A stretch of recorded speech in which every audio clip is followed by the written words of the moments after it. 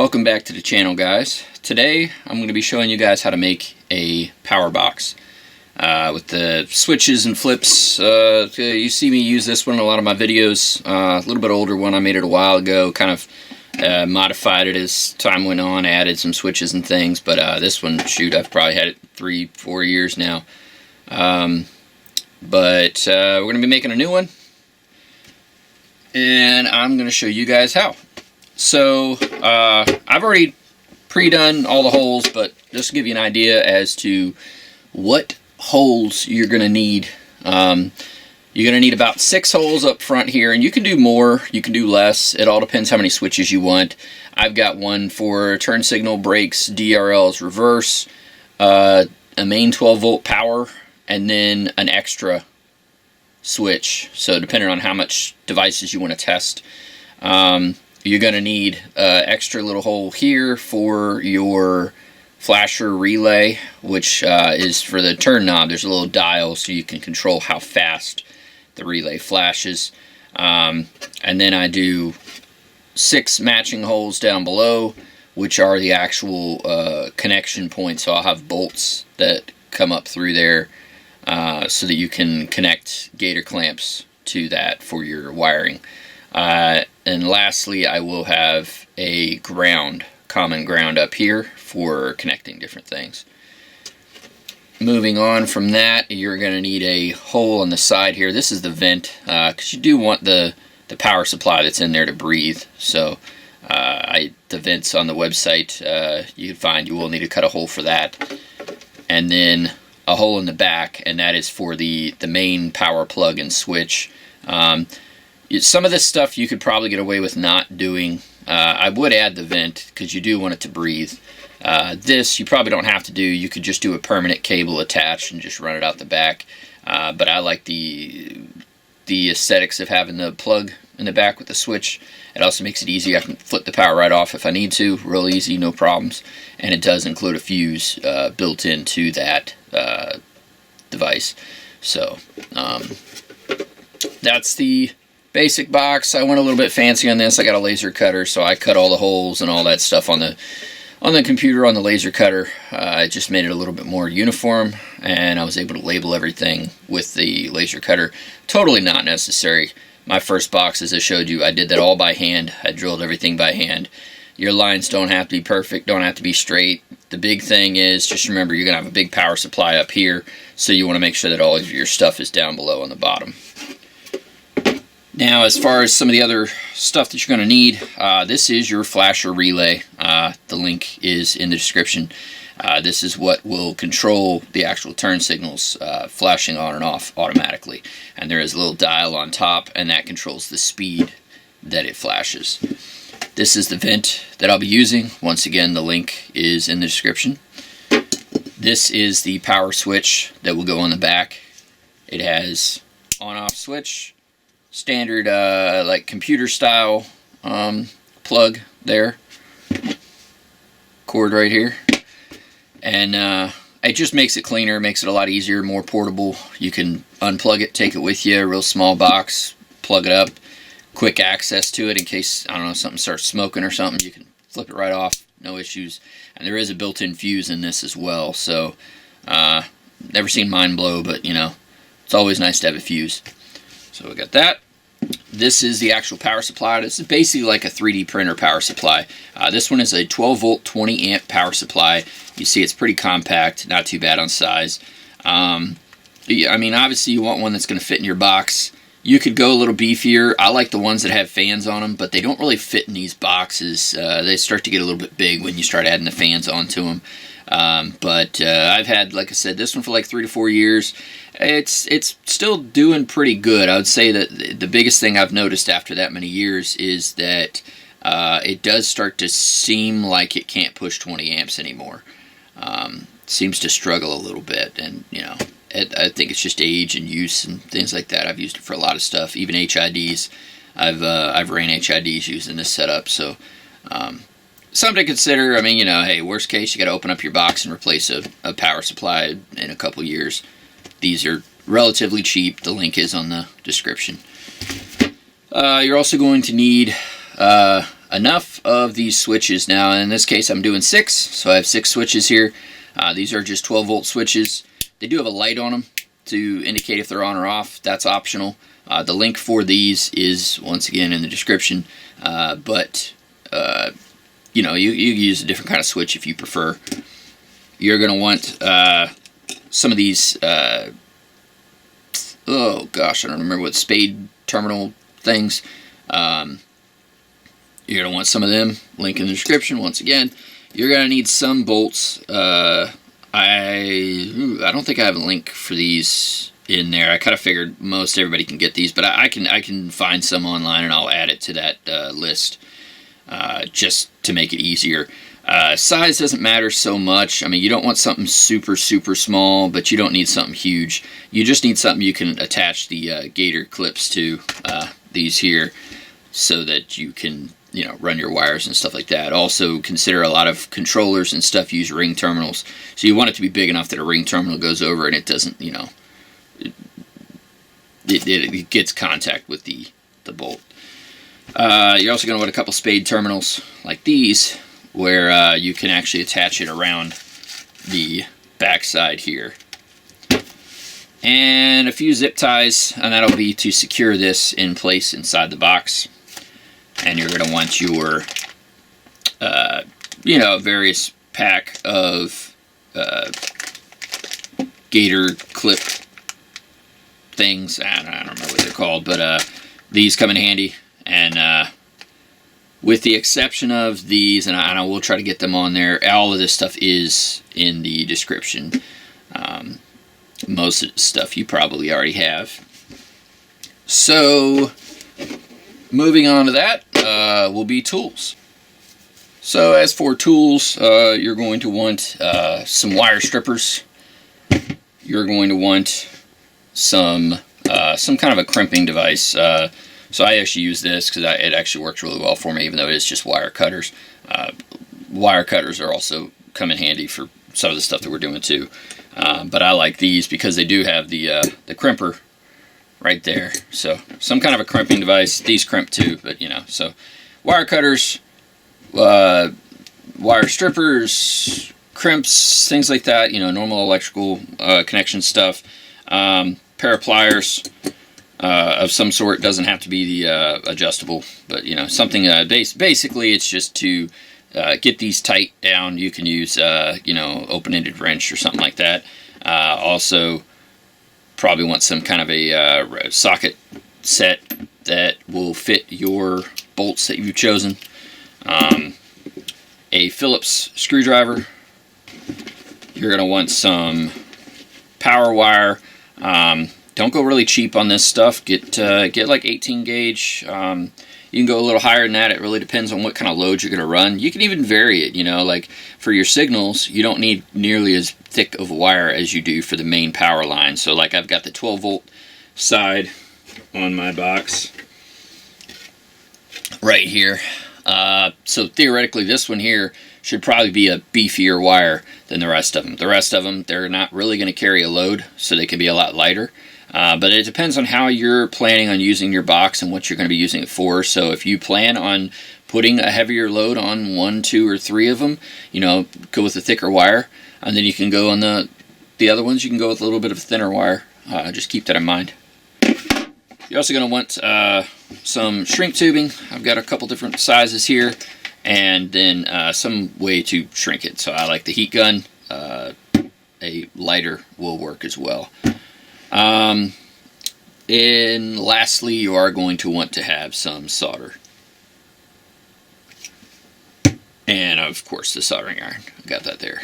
Alright, that's it. I think we should be ready to start up.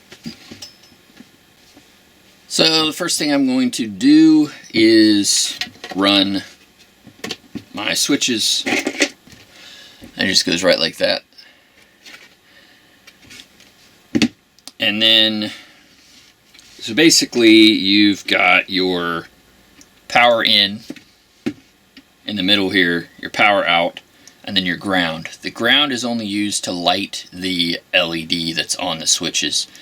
I think it just looks nice, but it's totally unnecessary. You do not have to run your grounds. You don't have to worry about that. That's personal preference. I just think it looks a lot nicer when you flip the switch. You know, okay, that's lit up. That means that one's on. That's not. That means it's not. So I like to use them, especially if I'm doing it for a customer or something. But totally optional. And of course, I did forget one thing. These little ring terminals. You're going to need some kind of a ring terminal. I like these because these have the shrink tubing on the end, so it actually gets a really good bond to the wire. But you're going to go ahead and add that to that output wire on all of your switches. Alright, so I have added the ring terminals to all but the turn signal. For the turn signal, we will be using one of the spade terminals. I'll go ahead and add that now. Alright, so now I'm going to go ahead and just connect these through the holes to the bolt. I'm going to use a washer just to get an extra good connection and slide it right through and put the nut over top. Alright, so now I've got all of those secured with the nuts on the back side nice and tight. I'm going to go ahead and put in the relay. Now you're going to want to secure that. You know, there's several ways that you can go about it. A little bit of glue will work. So the way I did mine, I actually just popped a little insert out and screwed the case to the side of the top here, and then just sanded down anything that was sticking out, like the tip of the screw. And if there's two sides to this, so like this side there's a lot of free space. This side you got a circuit board right up against it, so it's probably ideal to run it like this with the pins on the inside. I didn't do that. Actually, I was planning on gluing this in, but it just kind of came up with the idea of using a screw just to kind of get more of a permanent bond in there. So unfortunately I had to use a flathead and get it in there pretty darn good, but it did work in this case. So slide it right back in there. So as you can see, I just put a screw through the side, sanded off the side so it's not pointy, and it holds it in there pretty good. So I think that's the way I'm probably going to do them from now on. Always coming up with new ideas. You know, that's the thing. If you ever look at this stuff and think you got it all figured out, you're only limiting yourself from all the things you haven't learned yet. I do these videos to try to help people to learn what I know, but I by no means know everything.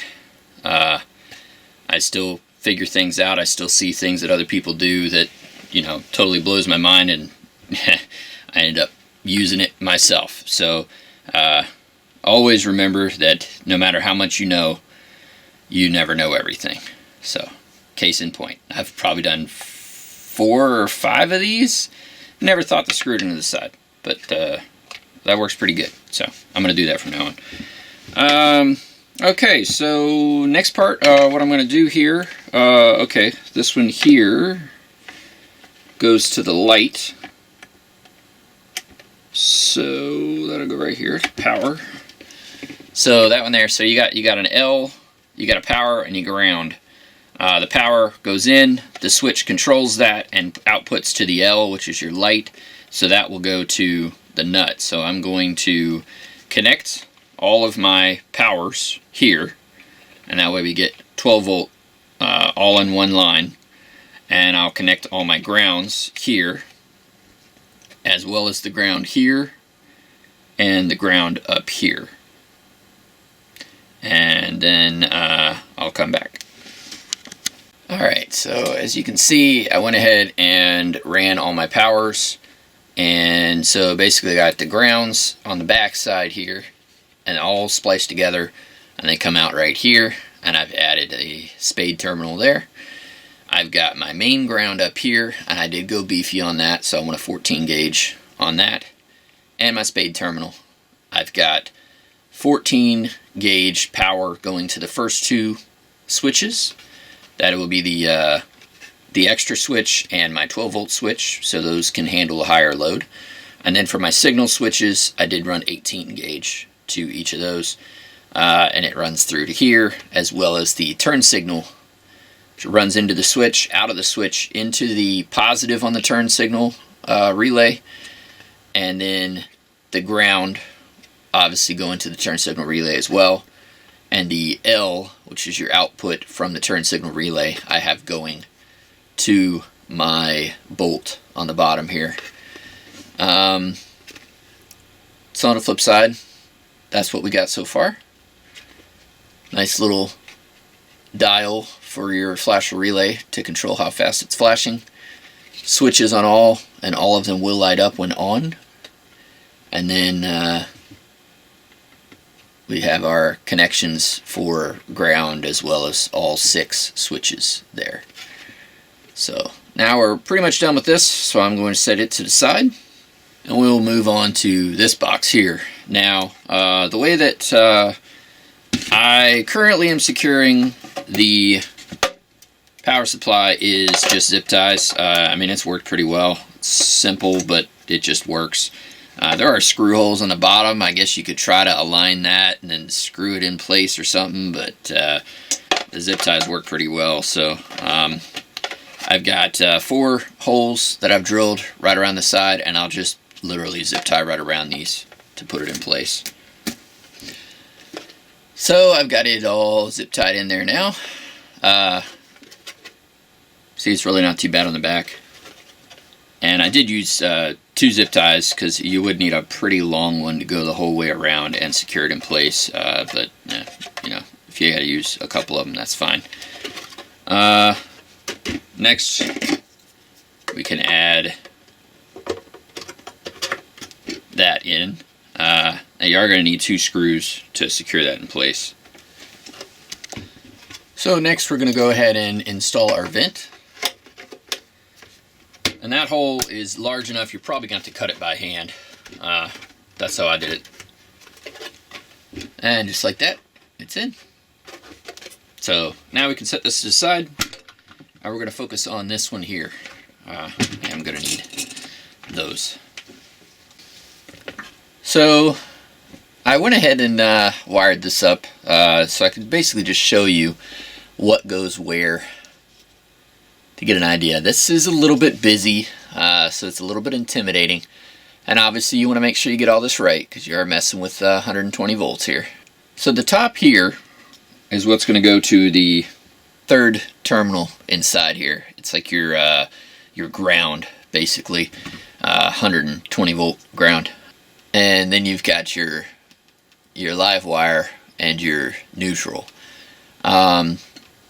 You've got from the top here, which is the main plug, your ground is on the top, and it runs to the bottom. And then your power, your live wire. So sorry, DC AC. So the neutral, which in this case I'm using a black wire, runs from the top pin here to the bottom pin here, and your live wire runs from here to here, and that part is on the switch. So then it goes across. So basically this is your neutral wire out, live wire, and live wire out. And then I did put spade terminals on all of them. I did get measurements, so I had long wires, and I stuck it through, and I cut it to the size that I need, and I just pulled it out so I could show you. Because this is probably the most confusing part of the whole thing. I think the rest is pretty simple. Once you see it done, it just, oh, okay, yeah, that makes sense. This is a little more confusing. I usually have to look back and be like, okay, wait a minute, what goes where again? And I mean, I think they're not really marked on there. There might be like a sheet on Amazon saying what's what and what goes where, possibly. But yeah. So once you get that done, you can slide it right in there, just like that. And then you can secure it with whatever screws. I've got some that I'm using here, but the Blue Ghost box screws actually work pretty well for this. So, you know, whatever fits for you.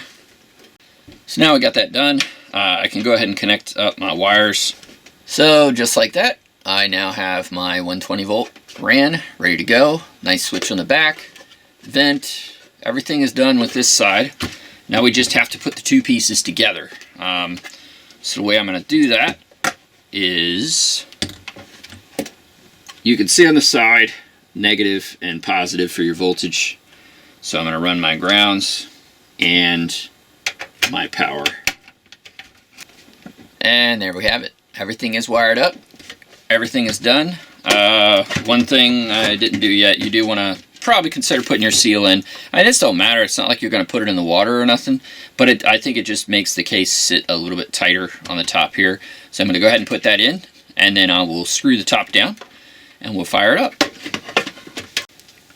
Alright, now that everything is back together, I went ahead and I plugged it in, flipped the main switch here. No smoke, that's a good sign. Okay, next step is to connect something to test it out. So I do have one of our switchback 3-inch diffused switchback strips here. You don't want to do anything super expensive just in case you did something wrong. You know, less likely to fry something that way. So I've got turn signal. I'm going to wire into that. I'm going to run the DRL. I am going to check every one of the switches though, but I'll do this one to the DRL first. And then my ground, which is up top here. So I'll go ahead and turn on our DRLs. They work. Good to go. Turn signals. We've got our flash relay here. So I can slow it way down. Speed it way up. Or get it set just about where the average car is. And then I'm just going to turn all of them on. Lights work on all.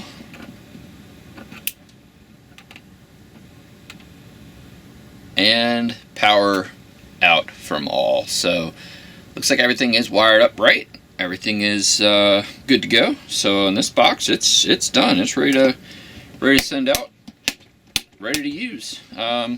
So yeah, there's not a whole lot to it. It's a little more intimidating than it probably should be. But these definitely come in handy. Very nice to have. So you can find all the parts in the description. There's a link to a Amazon page that has all the parts that you'll need. And go ahead and make your own. So thanks for watching. Please subscribe. And I'll catch you guys on the next video.